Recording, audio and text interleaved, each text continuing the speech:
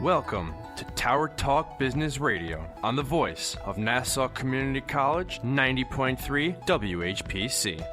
Tower Talk Business Radio brings you conversations with the top business minds on Long Island and around the nation, including expert consultants and small business owners who have found success, but are also willing to share their top tips, failures, and give gritty, matter-of-fact advice based on their first-hand experience. And now, let's get down to business with Tower Talk Business Radio, powered by the Nassau Community College Foundation.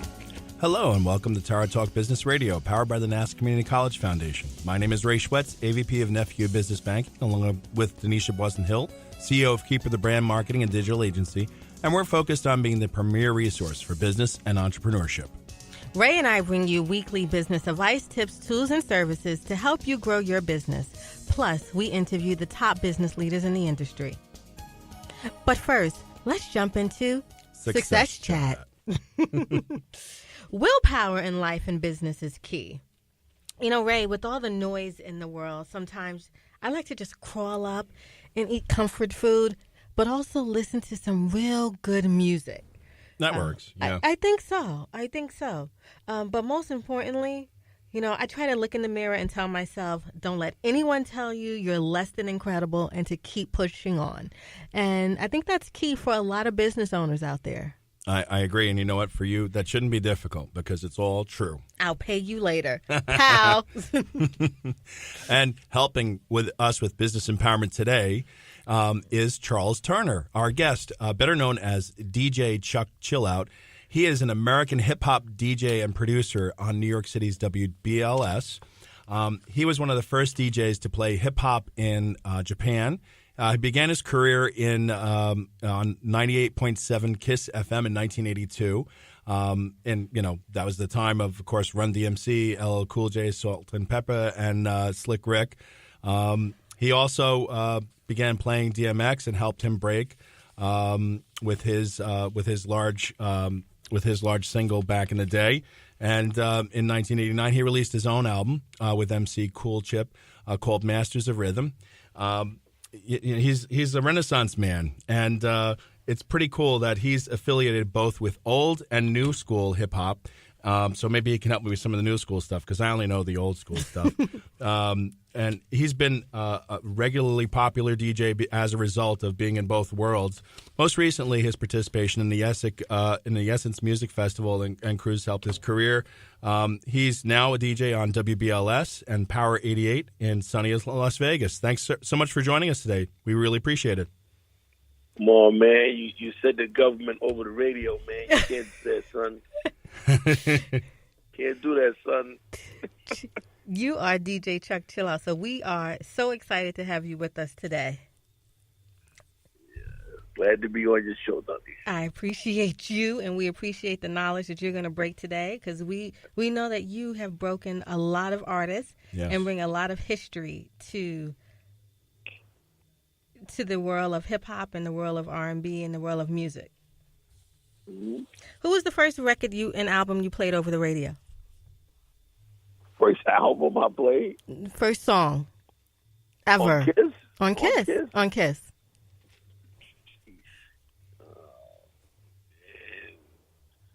Probably was James Brown or somebody. James Brown. Okay, old school guy. We like Mr. Augusta. We'll take that. Well, you know, James Brown was the architect and the foundation of hip hop, so everybody sampled from him. So it probably was James Brown. Know what I mean? It probably was. Okay. And so, Chuck, tell us a little bit about how you got started in music. You know, we got the broad overview from the bio, but we'd like to hear from the man himself. That bio you got is old, honey. Okay. Tell us what's going on now. You got to add the break. Well, you got the Power 88 and BLS, right? But, you know, you got to add the breaks, what I did on VH1 last year. And I'm also got a little cameo on Luke Cage. It's coming out this summer. So are you expanding from just, you know, you went from being a DJ to an artist to breaking artist to now on TV. How's that? Yeah. You know, I want to, get a little bit more into that, do a little part-time acting. Then I'm in the process of putting together couple pilots too, so I'm in the process of doing that too. So That's pretty cool that you're on Luke Cage. The season 1 was great. Can't wait for season 2. yeah, season 2 was better. It's just funny. He's bulletproof, but he loves old school hip hop. That's what's so funny about it. Yeah, he doesn't like the new stuff. He likes old school hip hop. Every one of his things is old school hip hop. So it's a great show. To me, I thought it was better than Black Panther, but it didn't get the same kind of notoriety that Black Panther got. But Luke Cage show was a real good show. It was a great comic book back in the day. I collected it along with Black Panther, but yes, I always loved Luke Cage, and I love the fact that they brought that yellow shirt and the chain into the in the first season. Yeah. He's an old school head. He don't want to hear that new stuff. He likes the old school rap. That's his theme. And after I met homie, he's a real nice guy too. So that's why the show was successful. The whole cast is real cool. They showed mad love when me and Kara Slim was on there. So it was a good look. How'd you wind up getting involved in that? Well, I know Mr. Choker, who's executive producer. He used to work at Source Magazine, so we go back. That's awesome. Now, you have a lot of roots with, almost every hip-hop artist in the industry. So on Pepper, Run DMC, to MC Light, KRS-One, Carl Thomas. I know them all from the beginning. But tell me about how you came to meet Special Ed. Wow. Well, what made you go there? Hey, I'm all over the place. Yeah, I see that. Well, Edward signed a Profile Records. And matter of fact, me and Chip had put out the album, and we had a couple shows with Ed. That I Got It Made was a real big record for him. And I never forget, we was in Rochester. We had a show with him. It was me, Chip, Special Ed, De La Soul, and Ice-T in Rochester. And he was standing there on the corner, and about 2,000 girls chased him down the street. Still to this day, every time I see him, we laugh about it. But, Ed was signed to Profile, and Manny Bella and Corey Robinson gave me the record. The rest is history. You are listening to Tower Talk Business Radio on the voice of Nassau Community College, 90.3 WHPC. I'm Ray Schwetz, along with Donyshia Boston-Hill, and our guest today is Charles Turner, better known as DJ Chuck Chillout. Killing me with the government. You're killing me, son. All right, I'll drop that from now on. Yeah, please. All right, DJ. So give us a little bit of background. We know, you have a lot of good roots and you have a lot of good connections. What kind of advice would you give for people who are looking to get into the kind of business that you're in nowadays? Wow, it's a little different from back then to now. What I'm seeing is, you gotta always try to reinvent yourself and stay consistent with your music and with your presence. And you always got to be out here grinding. I ran a couple of young cats. They don't understand that part of the game. I'm still grinding, so you got to grind even more. What are some of the things you're doing, Chuck? We know you have your website. We know you're on digital. How are you staying relevant? Well, basically, doing some high-end parties. Like I said, doing the breaks, that helped keep my name out there.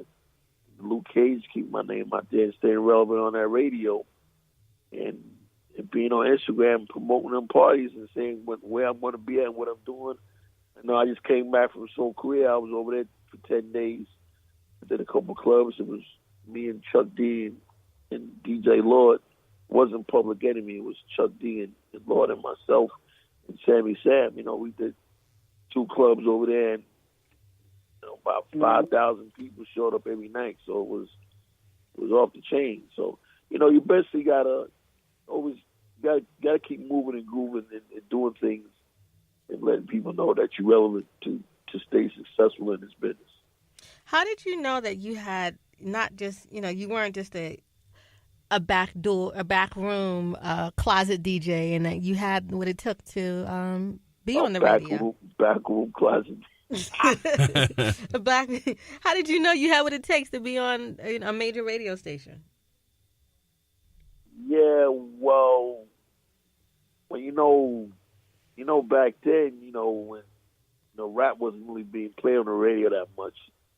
You had HBI doing it, and then you had Magic Magic was on HBI, and then he went to BLS. That's what made Barry Mail and Tony Q hire me and Red.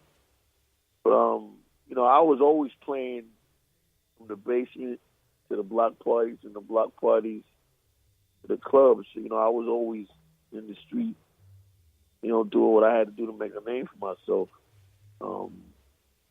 But I wasn't. A couple times I battled a couple dudes that had names. Like I battled Flash in the early '70s. Names we went at it.